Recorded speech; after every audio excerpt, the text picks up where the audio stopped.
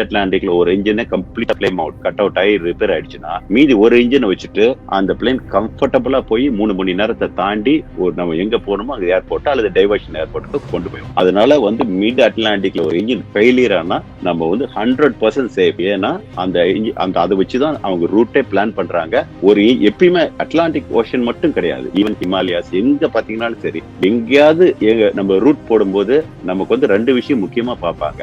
அது எப்பயுமே diversion plan இல்லாத எந்த பிளேனுமே கிளம்பாது. ஏன்னா இன்ஜின் ஃபெயிலியரோ அல்லது ஏதோ ஒரு இன்ஸ்ட்ருமெண்டேஷன் ஃபெயிலியர்ங்கிறது மிஷின் தானே, நடக்கதான் செய்யும். நம்ம எவ்வளவு தூரம் மெயின்டைன் பண்ணாலும், எவ்வளவு அது கேர்ஃபுல்லா நம்ம கன்ஸ்ட்ரக்ட் பண்ணாலும், எவ்வளவு இன்ஜினியரிங் நாலேஜ் போட்டாலும் ஃபெயிலியர் இன்எவிட்டபிள். அது எனி மெக்கானிக்கல் ஃபெயிலியர் எப்ப வேணா வரலாம். அதனால அவங்க பிளான் பண்ணும்போதே ஒரு இன்ஜின் ஃபெயிலியருக்கும் பிளான் பண்ணுவாங்க. மத்த எந்த ஃபெயிலியர் ஒரு டைவர்ஷன் ரூட் பார்ப்பாங்க.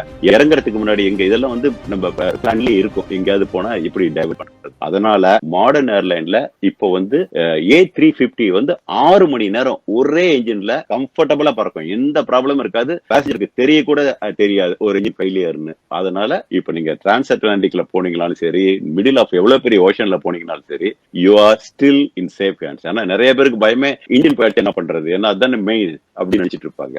நிச்சயமா கிடையாது. இன்ஜின் ஃபெயிலியர் வந்ததுனால் நமக்கு 2 இன்ஜினும் நம்ம ஏற்கனவே சொல்லியிருக்கேன், செப்பரேட் 2 கார் மாதிரி. 2 காரும் ஒரே நேரத்துல ஃபெயிலியர் ஆகிறதுக்கு சான்ஸே இல்ல. அது உங்களுக்கு தெரியும். 2 பேரும் நீங்க சேர்ந்து போறீங்க, 2 ஃப்ரெண்ட்ஸ் அப்படின்னா, ஒரு கார் பிரேக் டவுன் ஆச்சுன்னா இன்னொரு கார் கண்டிப்பா நல்லா இருக்கும். ப்ராபபிலிட்டி நான் சொல்றேன், ஸ்டாட்டிஸ்டிக்கல் ப்ராபபிலிட்டி.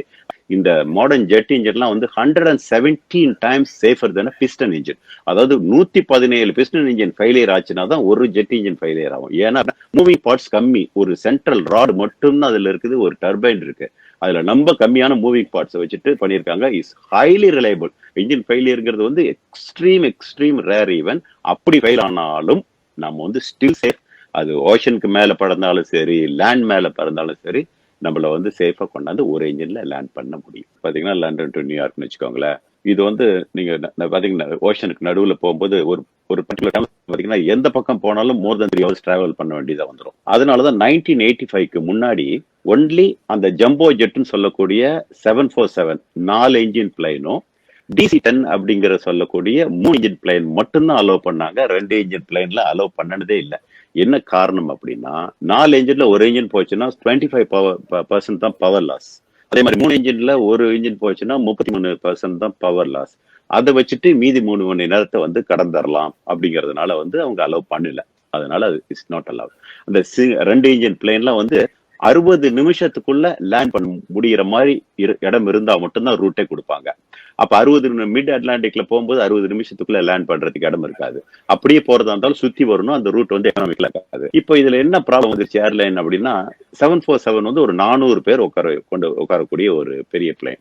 அதை ஃபில் அப் பண்ணலாம். நல்ல busy route, London to New York. இது மாதிரி ஹை டிமாண்ட் ரூட்ல ஃபுல் அப் ஆகும். அதுலயே ஸ்ட்ரகிள் பண்றாங்க. 2வது 4 engine plane engine cost, maintenance, petrol எல்லாமே ரொம்ப எக்ஸ்பென்சிவ். நாளுக்கு நாள் பாத்தீங்கன்னா ஏர்லைன் இண்டஸ்ட்ரியில பாத்தீங்கன்னா காஸ்ட் கட் டவுன் பண்ணி தான் அங்க நிக்க முடியலன்னா நிக்க முடியாது. அதனாலதான் அவ்வளவு ஏர்லைன்ஸ் பஸ்ட் ஆயிடுது. ஏன்னா அவங்க ரியலி 3 to 4% ப்ராஃபிட்டுக்கு ஸ்ட்ரகிள் பண்ணிட்டு இருக்காங்க.